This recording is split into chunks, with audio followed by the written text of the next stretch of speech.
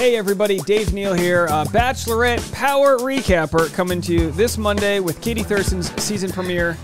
I'll be doing a 4 p.m. Pacific time pre-live stream. That's a before the episode live stream. And then I'll be doing a post-episode live stream at 10 p.m. So make sure to hit the subscribe button, check that out. But in the meantime, Bachelor in Paradise news.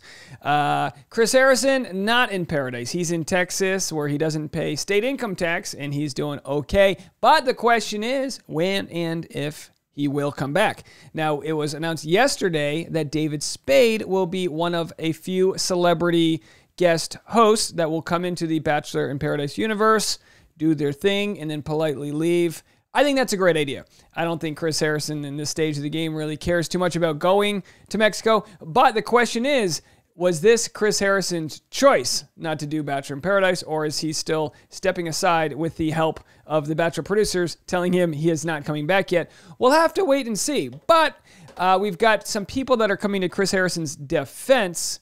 Namely, let's check this article out. Why Ali Fedotowsky believes Chris Harrison may have made the choice not to return for Bachelor in Paradise. I'll tell you what. I've always pronounced it Ali Fedowski, so if I've been missing a couple T's or something in there, my bad. Those Polish names, you know? What do they say? Why do Polish people's last names end in ski? Because they can't spell toboggan? Is that what they say? Wow. Hey, my friend Jordan Kowalski told me that joke, so if a Polish person tells you the joke, you're allowed to say it. I don't know how that works. Anyway, let's check this out. Part of the plan, former Bachelorette Ali Fedotowsky weighed in on Bachelor Nation's hosting switch-ups during an exclusive interview with Us Weekly, noting she believes Chris Harrison may have made the choice not to return just yet. I think that Chris needs what Chris needs, you know? I think, if anything, Chris has a lot of say in whether or not he comes back or not. The 35-year-old reality TV personality told Us, that makes me feel really old at 36, because I feel like she's been around for 50 years, while discussing her partnership with each and every. I know his relationship with the producers and the executive producers, and it's a very close relationship. This isn't like you're not coming back even though you want to. At least I don't think so. Well, that begs the question. Leave a comment. Let me know what you guys think. Do you think Chris Harrison is leaving or is not doing this season of Bachelor in Paradise because he doesn't want to go back, or because they're kind of telling him, hold on, man, we're not ready to do this yet? It's a good question. Us confirmed on Wednesday, June 2nd, that Harrison, 49, wouldn't be featured on Season 7 of Bachelor in Paradise after missing Matt James after the final rose in Katie Thurston's season of The Bachelorette, which premieres this month. The Perfect Letter author came under fire in February and apologized twice for his apparent defense of contestant Rachel Kirkconnell's past racially insensitive actions. I think Chris is probably saying, like, I need to work on me and I need to educate myself. I need to grow. I need to take a step back for my own mental health. I think for Chris's mental health, he probably needs to take a step back because of what happened. I guarantee that's a collaborative decision. A lot of people are out there saying, you know, don't watch The Bachelor or The Bachelorette because they're not having Chris on. I don't think it's that simple. I think that Chris doesn't want to come back yet. That's my opinion. The Season 14 alum told Us that she thinks Harrison will be back in the future, adding, Chris made a mistake, a big mistake, and needs a lot of growth, but I feel like he'd be committed to that growth to come back. While ABC tapped David Spade in a series of other yet-to-be-announced celebs to host the upcoming season of BIP, the network called former leads Caitlin Bristow and Tayshia Adams to lead Thurston's season. Fedotowsky told Us that she isn't sure she could commit to a full season as host if asked. It'd be super fun, but then again, like, my immediate reaction was, oh my gosh, yes, I'd love to, but then again, I hate being away from my kids. Bring the kids! We'll get them a cot. Bring the kids. We can have, who would make a good Bachelor in Paradise babysitter? Who should we get over there to babysit? You know, so let's get someone that's like, you know, you wouldn't expect. Chad Johnson, can we get, no, he's not available? Yeah, we don't want that. All right. She said, I don't know if I could do it. If it was a one-day thing or even like a week, not even a week, a two-day thing, maybe. After fans met Fedotowsky during Jake Pavelka's season, boy, she dodged one there. Speaking of pilots, who don't have a good moral compass. I don't know. The Bachelor in 2010, she was named the Bachelorette and was engaged to winner Roberto Martinez. Oh boy, we hit a pop-up. This is what happens. We just got a roundup pop-up. Are you kidding me with this roundup? You know, weed your way out of here. We're trying to do a TV show here. All right. Oh my gosh, another pop-up. Oh, you can't even. All right, so let's go. I care about my followers. I want them to... Natural deodorant. Look at that. What happened? and even got into a fun with her each and every. Okay, so it's all about a launch. You see what's going on? They do a story because they have something to promote, and they say, I'll do your Us Weekly article. I'll share my opinion. So she doesn't know anything about what's going on. She's just sharing her opinion, of course, because why not? She's trying to sell her deodorant. I get it. I get it. Being an influencer, you can work up a sweat, and you need a good stick of deodorant. Old Spice, everybody. Listen, the point is, I actually completely disagree with Ali Fidotowsky. I don't think Chris Harrison decided at all that he needed this time.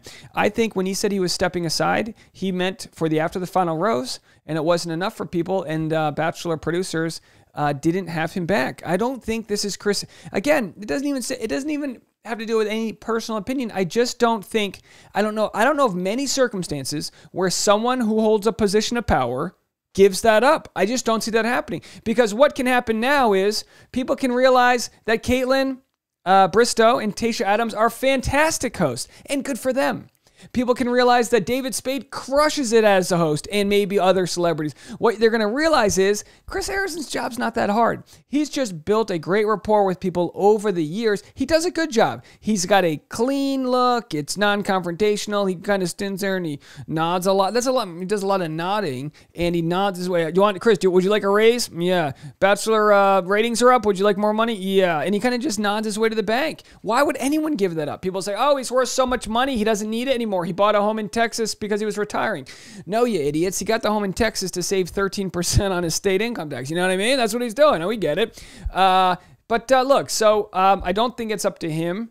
I think he will be back for Michelle's season. If I had to put money on it, I wouldn't bet much, but I'd bet like $50 that Chris Harrison will be the host of The Bachelorette this fall. I would assume it's with a co-host. I think that's what they're going to do to sort of appease all sides. I think they're going to say, all right, Chris Harrison's coming back, and we'll bring in guests, that can come in and also interact with the contestants, because Chris has aged himself out of like being a peer to the show. He's like a dad figure.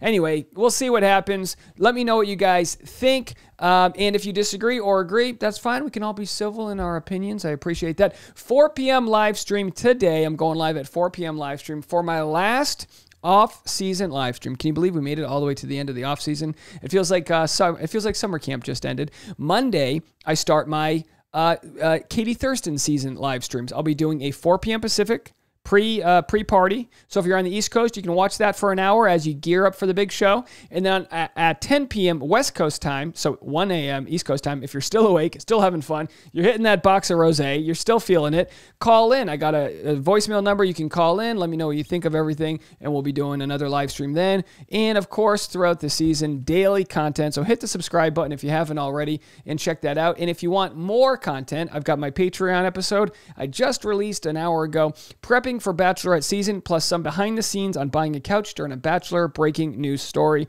If you guys didn't know this, yesterday I had to buy a couch and there was a breaking news story. So I actually made this video that I was going to air. And again, you can only see this if you're in the Patreon. I made a breaking news story. I'm going to just show you like a 2-second clip of it.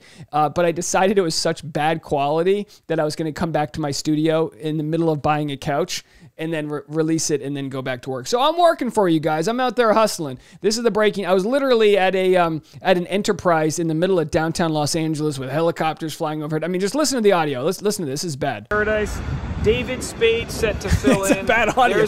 But I'm trying my best to do what I got to do. I'm hustling for you guys. So hustle for me if you want to watch that and my other content. Like I said, the other Patreon video is this is a 45-minute private episode. I discuss what I think is going to go down with Katie's season. We don't talk any spoilers, just a lot of the behind the scenes of some different things happening that I can't quite share with the YouTube. So I wouldn't call it scalding hot tea, but it's a little extra personal communication between me and you. So thank you guys so much for watching this. We'll see you at 4 p.m. for the live stream, and have a good one, everyone. Bye-bye now.